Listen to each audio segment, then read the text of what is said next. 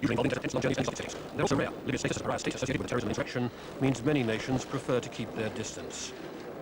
Mike O'Brien is the first British minister to visit since 1983, and true to form, he's been summoned across the country to meet the Libyan leader in Sirte, a sign of Britain's changing view.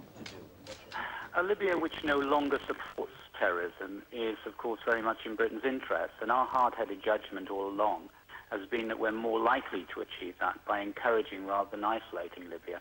And it's more likely that Libya will move away from terrorism if it's part of the international community, and that indeed is why I'm meeting Colonel Gaddafi this morning.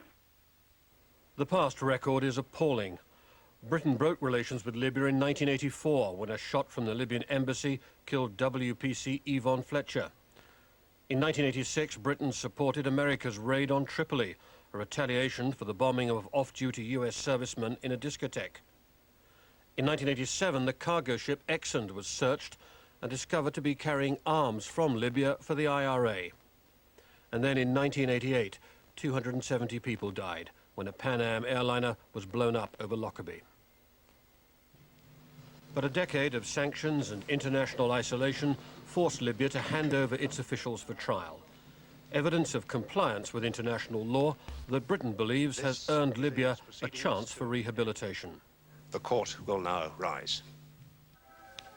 It's a total contrast with Iraq, where Saddam Hussein has resisted UN demands. The UN has now written to Iraq asking if he will allow UN weapons inspectors to resume their work without conditions. But the United States has continued to plan a military offensive, believing the Iraqi leader to be beyond redemption. On Monday, President Bush was presented with the latest military planning. The leaks from Washington say it was for an invasion force between 50 and 80,000 strong. Desert Storm Light. Brian Hanrahan, BBC News.